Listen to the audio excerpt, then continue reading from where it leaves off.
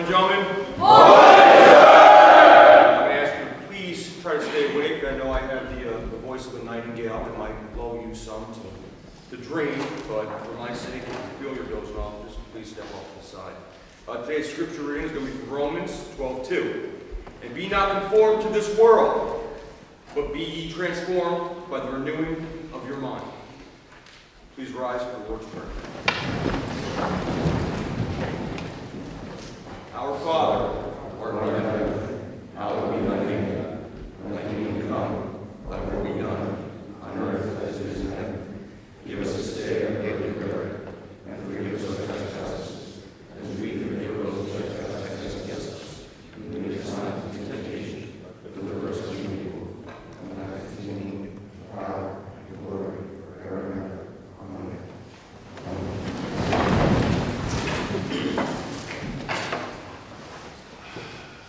Who's the strongest?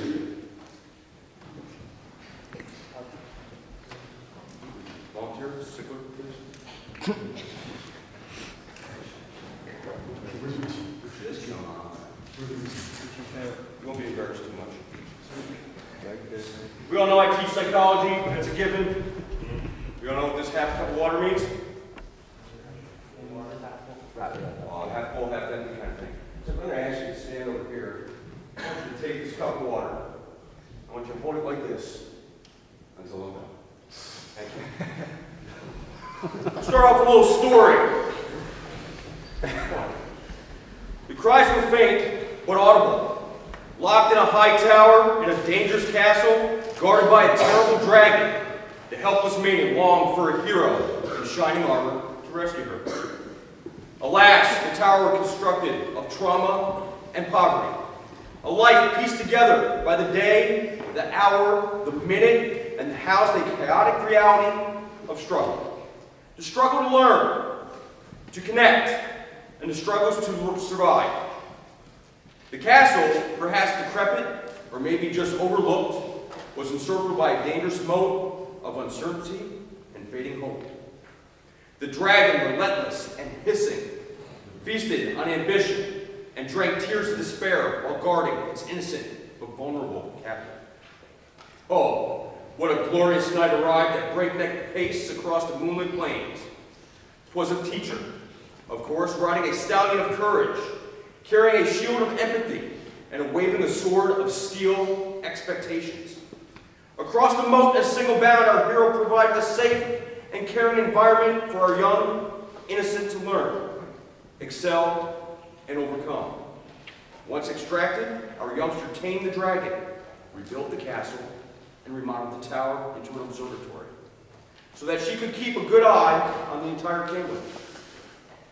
The teacher saved the day.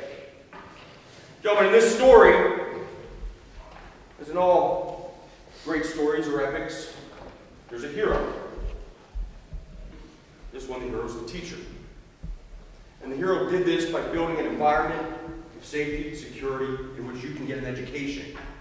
But you need to understand that you do not need a teacher to get an education. An education is one of two things. Let's rephrase that. There are two things that nobody will ever be able to take away from you. Your integrity and your education. Now, we're not going to beat to death the word integrity today. We get it all the time. It's one of the values that we try to instill in you and teach you to follow. But I will beat into you today the importance of an education. An education breeds curiosity, breeds the fact that you're interested. It makes you resourceful, even in the tough times. It's about developing options. It's hard to develop options if you are unaware of the choices which are available to you. And education provides that. Mary Wright Elderman wrote, "Education is for improving the lives of others and for leaving your community and the world better than you found it." Education is the collective knowledge of a person. Education is a necessity. It is a weapon which should be utilized because knowledge gives you power to defeat anything. Education is an asset which adds to your life, and nobody can take it from you. It's just like a treasure. Once you've learned something, it will remain in your mind throughout your life, and you can use the information whenever you need it. Education is something which is owed by you.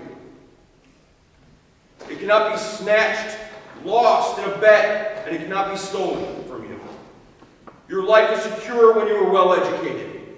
Education gives you options. Education can be accomplished by anyone who has motivation. Life is full of challenges and hardships which are faced with full courage and boldness. Life is what we make, and our own future is destined in our hands and things which we have come to do.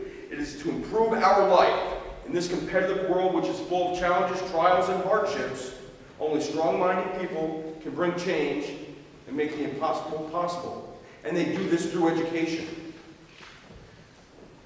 We learn various things by observing people and events around us.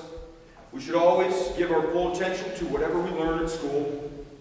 Children have the right to be educated. We acquire many precious things in life which could be stolen, but no one can rob the knowledge that we have achieved throughout our life. Education is a gift that no one can take away. That's what we're offering you here at Carson Military Academy. A chance to earn an education beyond what your teacher has to teach you. Just like your iPads or your MacBooks or the internet, those are tools. Your teacher is a tool for you to utilize in order to start making decisions on your own, to build on, to grow from. How you doing? You're doing really well. No, you may not switch on. Alan Toffler wrote, "The illiterate of the future will not be the person who cannot read. It will be the person who does not know how to learn." Hopefully that makes sense to you. Anybody can regurgitate information from a book or a web page that they saw, but the true learned scholar can explain it and apply it to new situations, can pass it on to his friends, to his peers. That's where I want you to be. I like the fact that some of you can sit there and ramble off fact after fact after fact, and that's a wonderful thing if we're going to end up on Jeopardy. But when you have to be innovative and creative and inspire somebody, just knowing the facts isn't enough. You're going to need to know how to apply it to real life situations. Apply it to where it's going to benefit you. Everyone in here can be successful when you get to college. But in college, you're going to be left to make a lot of choices on your own. And we might say education is from a book, from a library, from a web page. But it's not. You're earning an education in how to live while you're here, how to act, how to be respectful, how to own yourself.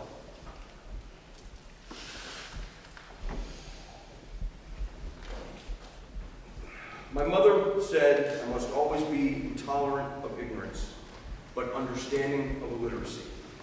That some people, unable to go to school, are more educated and more intelligent than college professors. Those are the people who learn how to learn, who pick things up. A lot of people say, "I'd rather have common sense and book sense." Gentlemen, I would rather have both.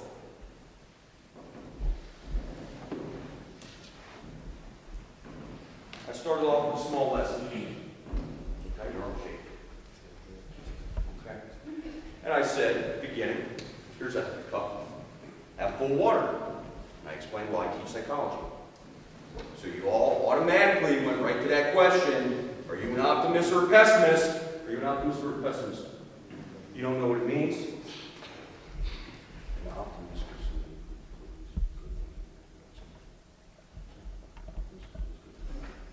An optimist is something that people believe is something good is going to happen.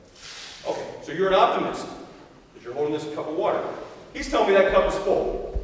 It's full of water. There's a lot of stuff in it. Now, a negative person, maybe myself, I'm like, oh my God, it's half full. All right, I'm looking at the downside of everything. He's looking at the upside of everything. But no, you can't be. But my question isn't whether you're an optimist or a pessimist, or if that cup is half full. My question is, how heavy is that cup of water? It's like 1,000. If it feels like 1,000, it cannot weigh 1,000 pounds. Going, simple reality is, the absolute weight doesn't matter. It depends on how long you hold it. If he holds it for a minute, it's not a problem. If he holds it for an hour, it might start to ache his arm.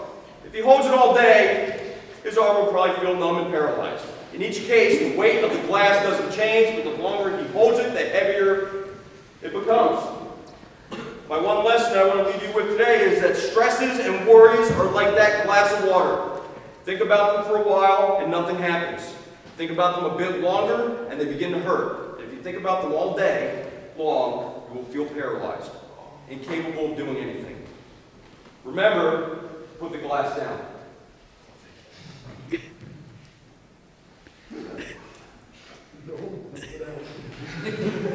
So if you leave here today, leave with the one lesson that I taught you, that sometimes you just got to put the glass down and move forward. All right, educate yourselves.